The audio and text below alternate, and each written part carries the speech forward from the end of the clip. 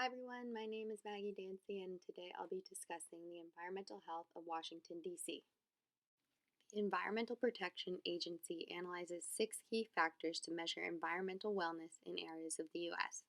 The categories are air, water, energy, health, climate, and land. I'm currently living in Washington, D.C. and will be showing you the data on the city. In D.C., the air quality is rated 80.6% good. Historically, as noted on the bar graph, the air quality tends to be on the better side and has not been unhealthy in the last several years. This impresses me as DC is a city. Maybe it's because it's a small city, possibly because all of our buildings are below a certain height and we're near the water, or maybe because we have a good public transportation network, so we do not have a lot of factors contributing to poor air quality. The EPA also has a map of radon exposure. This measures the hazard of radon in homes. DC is ranked a Zone 3, which is the lowest zone, predicting to have low indoor radon levels. It is interesting that DC is a Zone 3, but surrounded by Maryland and Virginia, which have areas of Zone 1 and 2.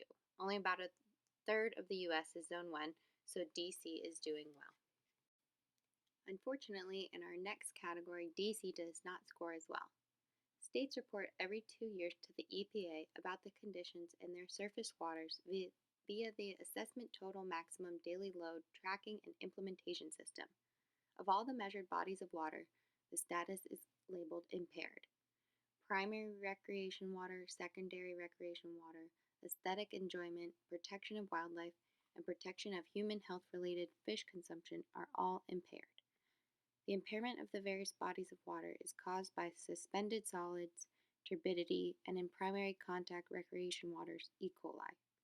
From personal experience, I've seen a runoff area in Georgetown waterfront where overflow rain tunnels meet the Potomac River.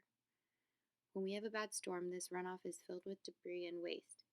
The water looks unpleasant, especially when people are using it for recreational purposes. This leads to exposure to E. coli, garbage, bacteria, and more. Impaired water is present across the country as byproducts of human activities and is a national issue. According to the EPA, energy produced in DC is 100% renewable energy.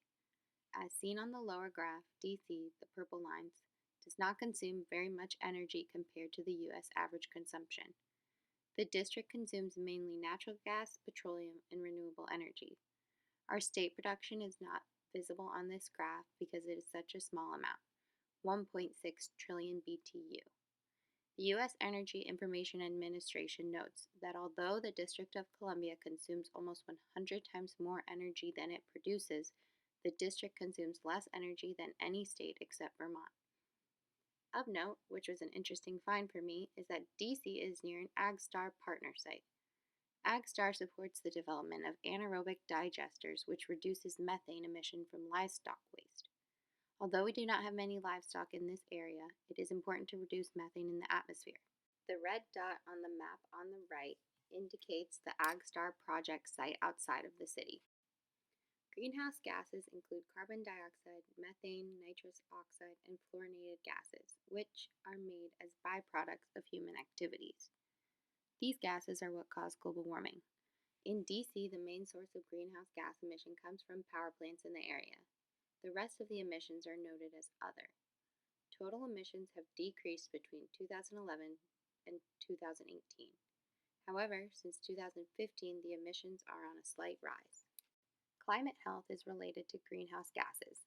These graphs are further evidence of the fact that DC gas emission is mainly from power plants, and DC has been improving and reducing emissions over the years through alternative renewable energy, such as solar, biomass, wind, landfill, and hydro sources.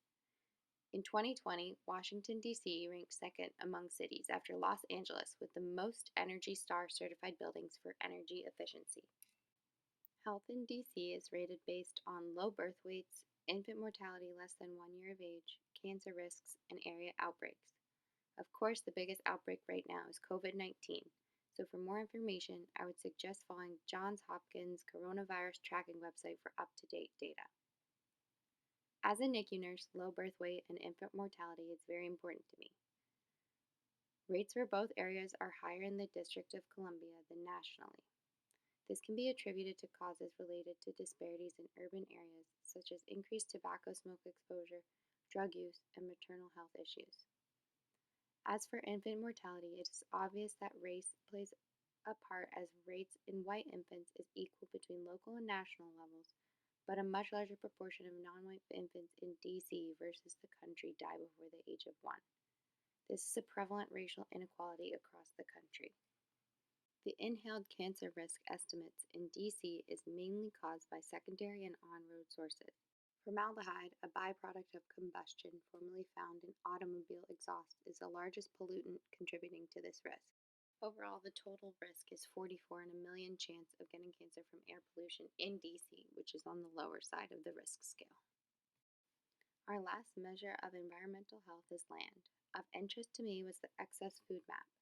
The map shows areas that have alternative locations for excess food instead of a landfill, like food banks, composting sites, and anaerobic digestion facilities as mentioned earlier. Much of the U.S. does not have alternative food sites. Portions of the U.S., mainly northern, have a greater number of recipients of excess food than D.C. Health implications are as follows.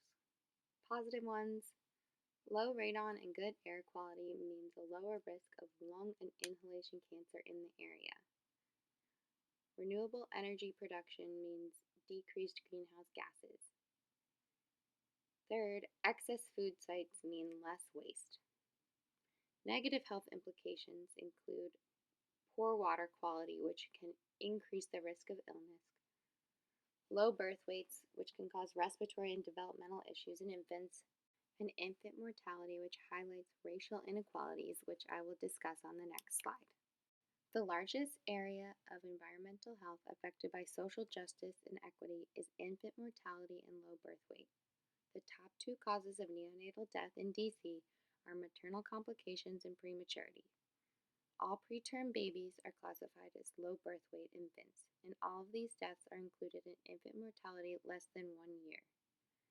Data shows maternal health impacts infant survival rates. An example, death rates in infants in DC were higher in obese mothers than normal weight mothers. Socioeconomic factors in DC affect maternal health. Data per the DC Department of Health Perinatal Health and Infant Mortality Report in 2018 states, to achieve optimal health for the district infants and families, efforts must be made to improve the conditions under which people live, work, and play, to address social determinants of health, which are the key drivers of inequities in health outcomes. DC is working on establishing place-based initiatives such as those on housing, transportation, and business, which traditionally affect health. By addressing large-scale issues such as creating safe housing environments to reduce stress, improving transportation to allow mothers to get to medical appointments, and increasing education and economic benefits to increase financial security, maternal health can improve, which ultimately can decrease infant mortality rates. Here are some ways to improve in each area of environmental health. To maintain good quality air, continuing to foster our accessible public transportation network is important.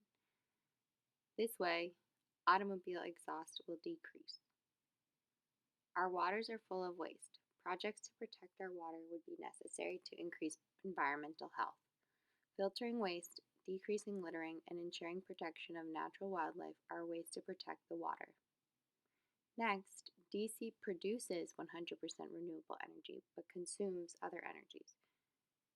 DC needs to increase renewable energy consumption to decrease greenhouse gas production, which leads us to climate.